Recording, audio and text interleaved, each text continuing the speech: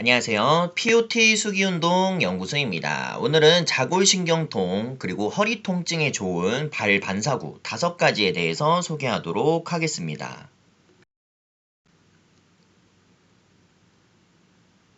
현대인들은 장시간 앉아서 생활하거나 스마트폰 사용으로 인해 그리고 또 잘못된 자세와 운동 부족 등으로 허리 통증을 많이 경험합니다.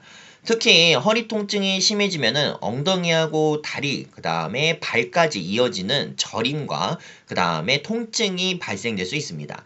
오늘 발바닥에 있는 반사구 중에서도 허리와 자골신경의 건강에 도움이 될 수 있는 5가지 주요 반사구에 대해서 한번 설명을 해드리겠습니다. 그래서 오늘 주제 발에 숨겨진 치유의 힘이라는 주제로 한번 진행하도록 하겠습니다. 그럼 먼저 자골신경통이 무엇인지를 알아야 되는데, 자골신경은 우리 몸에서 가장 길고 굵은 신경입니다. 허리 아래에서 시작하여 엉덩이와 허벅지, 종아리 발끝까지 연결되어 있습니다. 이 신경이 압박되거나 염증이 생기면 자골신경통이 발생할 수 있습니다. 대표적으로 증상으로는 엉덩이가 찌릿하거나 당기는 느낌, 다리 저림, 발바닥 감각 이상, 오래 서 있거나 앉아 있을 때 통증이 심해지는 현상 등이 있습니다. 심한 경우에는 다리에 힘이 빠지거나 걷는 것조차 힘들어질 수 있습니다. 단순히 허리가 아픈 것이 아니라 다리까지 통증이 내려가는 것이 바로 좌골신경통의 특징입니다. 허리 통증의 원인도 살펴볼 수가 있는데, 허리 통증은 단순히 나이가 들어서 생기는 것은 아닙니다. 첫 번째 원인으로는 잘못된 자세입니다. 구부정하거나 그 다음에 다리를 꼬는 습관, 척추에 많은 부담을 줄 수가 있습니다. 두 번째는 운동 부족입니다. 허리 주변의 근육이 약해지면서 척추에 지지하는 힘이 감소할 수 있습니다. 그 다음에 대표적으로 세 번째는 비만입니다. 체중이 증가하면은 허리에 가해지는 압력도 커집니다. 그 다음에 네 번째는 스트레스가 될 수가 있는데, 스트레스가 많으면 근육이 긴장하고 허리에 있는 혈액순환이 저하되어 통증이 발생할 수 있습니다. 이러한 작은 습관들이 쌓여 만성 허리 통증으로 발생할 수 있습니다. 그래서 대표적인 증상, 이제 세부적으로 조금 더 살펴보면은 잘못된 자세, 장시간 앉아있는 생활, 운동 부족, 허리 디스크, 그 다음에 골반의 불균형, 그 다음에 스트레스가 될 수가 있습니다. 또한 이제 자골신경통의 원인도 있는데, 자골신경통의 가장 흔한 원인은 허리 디스크입니다. 디스크가 튀어나와 신경을 누르게 되고 다리까지 내려가는 통증이 방사통이 발생할 수 있습니다. 그 다음에 또한 이제 척추관 협착증이나 이상근 증후군, 그 다음에 척추 퇴행성 변화도 원인이 될 수 있고, 또한 이제 오래 앉거나 일하는 직장인이나 운전하시는 분들에게도 많이 발생합니다. 우리 몸은 작은 이제 불균형이 지속되면은 근육이 굳고 결국 신경 압박까지도 발생할 수 있습니다. 그래서 평소에 자세가 안 좋으신 분들은 한번 일상에서 허리를 곧게 펴고 자세를 바르게 하여 좀 작업이라든지 일이라든지 진행해 주시는 게 좋고, 그 다음에 또 이제 1시간 근무 시에 주기적으로 5분 정도는 스트레칭을 진행을 해주시면은 충분히 이제 이상근 증후군을 예방할 수 있으니까 그 점도 참고해 주셔서 진행해 주시면은 도움이 될 수 있을 것 같습니다. 그래서 이제 자연치유 방법으로 이번에 접근할 건데, 자연치유란 우리 몸에는 스스로 이제 회복하려는 놀라운 능력이 있습니다. 이제 자가 면역에 해당이 되는데, 상처가 나면 저절로 아물고 감기가 걸려도 회복하는 것이 자연치유력의 하나의 장점입니다. 발반사 요법은 병을 치료하는 의료행위는 절대 아닙니다. 혈액순환을 돕고 이완을 도와 몸을 스스로 회복할 수 있는 환경을 만들어주는 거에 포커스를 맞추고 있습니다. 규칙적인 발 마사지와 생활 습관 개선은 건강관리에 좋은 보조 방법이 될 수 있기 때문에 이 점을 참고해 주셔서 발반사 자극을 진행을 해주시면 좋습니다.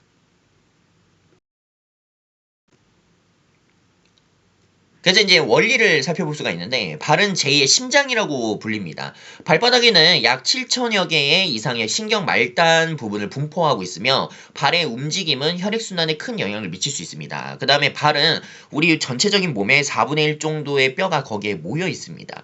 그래서 발이 조그만한 변형이나 그다음에 이상이 생길 경우에는 우리 전반적인 보행이나 그다음에 척추의 이제 자세, 모형, 정렬 이런 것들이 이 발바닥, 발 때문에 틀어지는 경우도 많이 있습니다. 그렇기 때문에 우리가 단순히 발은 작은 이제 하나의 문제로만 생각하는 게 아니라 우리 전신에 걸쳐서 발의 문제로 인해 전체적인 체형이 틀어질 수도 있구나라는 것을 파악해 볼 수가 있습니다.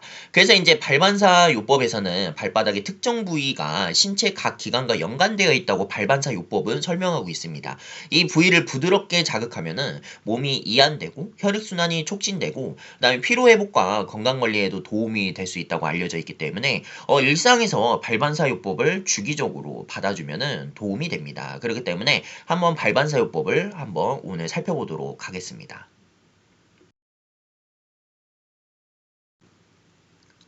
그래서 이제 첫 번째는 이제 자골신경 반사구에 해당이 되는데, 밑에 보면은 뒤꿈치 안쪽의 바깥 부분에 위치하고 있습니다. 그래서 아랫부분 보시면 표시된 그림이 보이는데, 이 안쪽, 그러니까 아래쪽 부분에 위치하고 있고, 자골신경통이 있는 분들에게는 이 부위를 누르면 통증과 압통이 느껴지는 경우도 있습니다.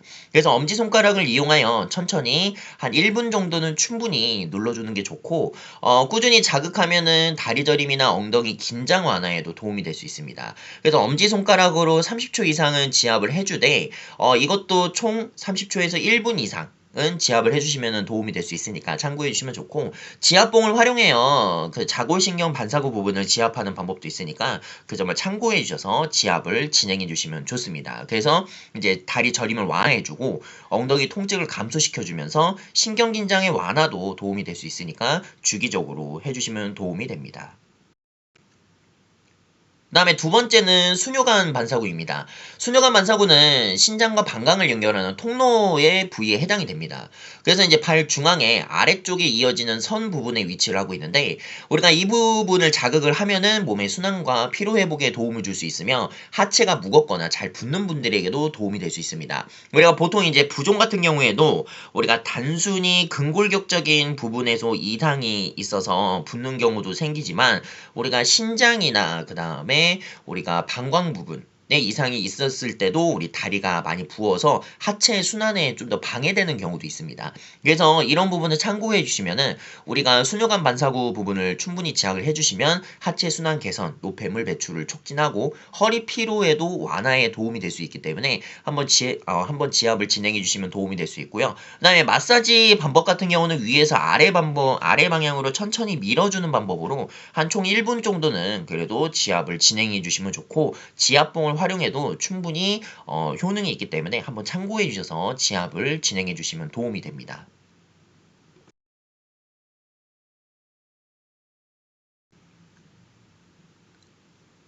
그다음에 세 번째는 아까 말씀드렸듯이 신장 반사구가 있습니다. 신장은 우리 몸의 정수기 같은 필터 역할을 합니다. 그래서 체내의 수분과 전해질 균형을 유지하는 아주 중요한 역할을 하고, 노폐물 배출에도 역할을 하는 아주 중요한 기능을 합니다.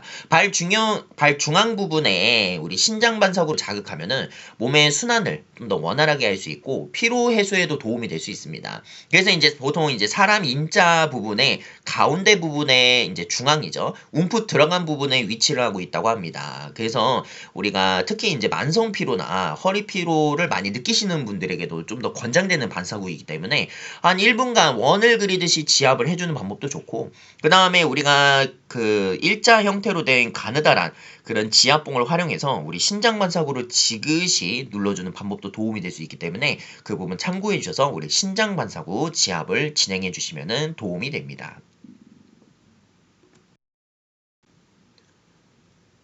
그 다음에 다음에는 방광반사구입니다. 우리 방광반사구는 이제 뒤꿈치 안쪽 부분에 위치를 하고 있습니다. 그래서 이제 허리와 골반 주변의 긴장을 완화시켜주는 데 도움이 될 수 있고, 그 다음에 또한 이제 순환을 증진시켜주고 배뇨 기능에도 도움이 됩니다. 이 부위를 부드럽게 마사지하면은 하체 순환과 허리 피로를 완화해주는 데 도움이 될 수 있습니다. 그래서 마사지 방법은 한 30초에서 이제 60초 정도로 나오는데, 한 1분 정도는 충분히 그 부위를 지그시 눌러주는 방법으로 지압을 진행해 주시면 도움이 될 수 있기 때문에, 우리가 아까 말씀해 드렸던 수뇨관, 신장, 방광반사구는 하나의 세트로 같이 이렇게 지압을 진행해 주시면 도움이 됩니다. 그렇기 때문에 우리가 단순히 근골격 부분의 문제로 인해서 우리가 다리가 이제 무겁고 피로감이 쌓이고 부종이 생기는 경우가 아니라 우리가 신장과 방광과 수뇨관의 문제로도 우리가 충분히 이런 하체의 기능 부전, 피로감 이런 것들이 좀 많이 생길 수 있기 때문에 우리가 내과적인 부분에서도 볼 때 우리가 신장, 방광, 수뇨관 부분도 같이 발 반사구를 지압해 주시면은 도움이 될 수 있기 때문에 그 부분 참고해 주셔서 지압을 진행해 주시면은 좋을 것 같습니다.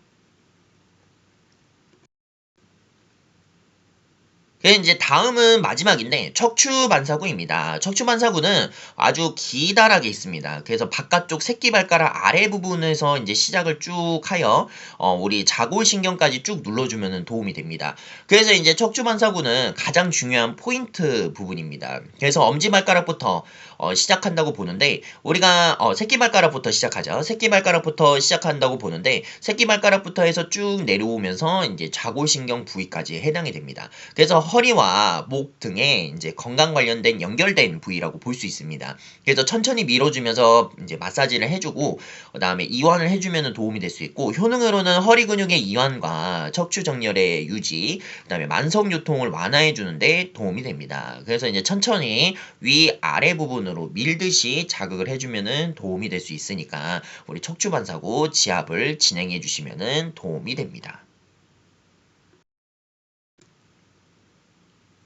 그래서 이제 허리 요통 같은 경우에도 좋은 마사지 순서가 있습니다. 이제 효과적인 마사지를 위해서는 우리가 체계적인 순서가 필요합니다. 그래서 먼저 척추 반사구를 좀 지압을 해주고 그 다음에 우리 신장 반사구, 그 다음에 수뇨관, 방광 부분을 해서 이어서 해준 다음에 마지막으로는 좌골신경까지 같이 해주면서 위로 올라가면서 다시 척추 반사구를 해주고 신장, 수뇨관, 방광을 이어서 좌골신경까지 이런 식으로 해서 좀 하나의 원형을 하나의 라인을 이루면서 마사지를 충분히 진행해 주시면 도움이 되니까 우리가 마사지 순서도 기억해 주셔서 지압을 진행해 주시면 도움이 됩니다.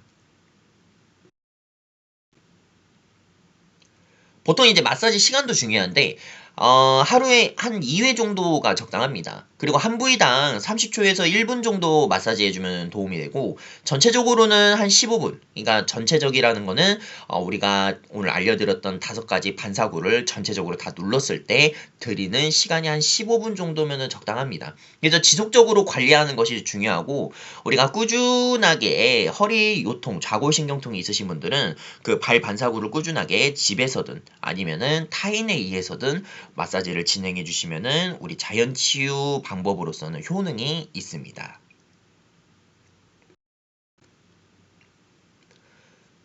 이제 좀 주의사항이 있는데, 마사지를 받기 위해서는 주의사항이 좀 중요합니다. 그래서 너무 강하게 누르지 않고 근육이 좀 이완되게끔 좀 중요하고, 또한 이제 뼈를 직접적으로 누르면 안 됩니다. 그래서 뼈를 누르지 않고 그 살 부분, 즉, 근육 부분을 좀 더 컨택을 해서 이렇게 눌러주면 도움이 됩니다. 그리고 또 발에 상처나 염증 같은 거 있을 경우에는 당연히 진행하지 않는 게 좋고, 그 다음에 식후에 바로 하지 않습니다. 우리가 충분히 이제 소화를 시켜줘야 되는 시간이 필요합니다. 그러려면은 우리가 좀 이제 신체를 좀 편안하게 해줘야 되는데 오히려 마사지를 받으면은 좀 더 긴장될 수가 있습니다. 그렇기 때문에 식후에는 바로 진행하지 않고 식후 1시간 이후에 진행을 해주시면 도움이 됩니다. 그 다음에 통증이 심하면은 바로 중단하는 게 좋습니다. 뭐 다른 문제가 또 있을 수 있기 때문에 중단하는 것이 좋고 뭐 골절이나 염증 시에도 당연히 마찬가지로 진행하지 않는 게 좋습니다. 그렇기 때문에 우리가 또한 이제 심한 디스크나 급성 통증이 있으신 분들은 반드시 전문가와 상담 후에 진행해 주시는 게 안전합니다. 그렇기 때문에 대체의학 같은 경우는 보완대체의학이라고 합니다. 그래서 우리가 예방의학을 포커스로 두고 있는데 심한 디스크나 급성 통증 같은 경우는 진단이기 때문에 이거는 반드시 병원에 가서 의사 선생님과 진료를 받아보는 게 중요합니다.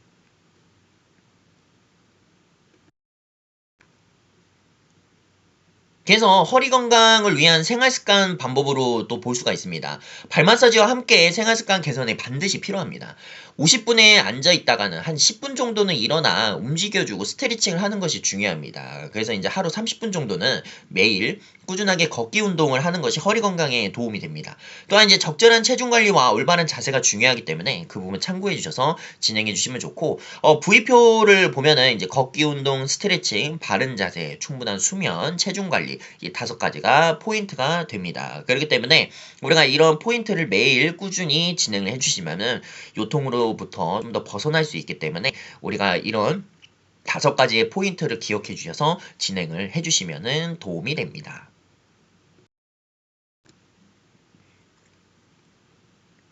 그래서 이제 보통 이제 허리에 좋은 스트레칭을 보면은 고양이 자세와 무릎 당기기 운동은 허리 근육의 긴장을 좀 더 감소하는 데 도움이 됩니다. 그래서 햄스트레칭 같은 경우에도 골반의 움직임을 부드럽게 만들어줄 수 있습니다. 그래서 부담을 좀 줄일 수 있고 무리하지 않고 천천히 시행하는 것이 중요합니다. 그래서 이러한 스트레칭, 간단한 스트레칭이라고 해도 우리가 꾸준하게 이렇게 진행을 해주시면은 좀 허리 통증이 완화하는 데 좀 더 도움이 될 수 있기 때문에 우리 고양이 자세, 무릎 당기기, 골반 스트레칭, 햄스트링 스트레칭을 꾸준히 진행을 해주시면 좋습니다.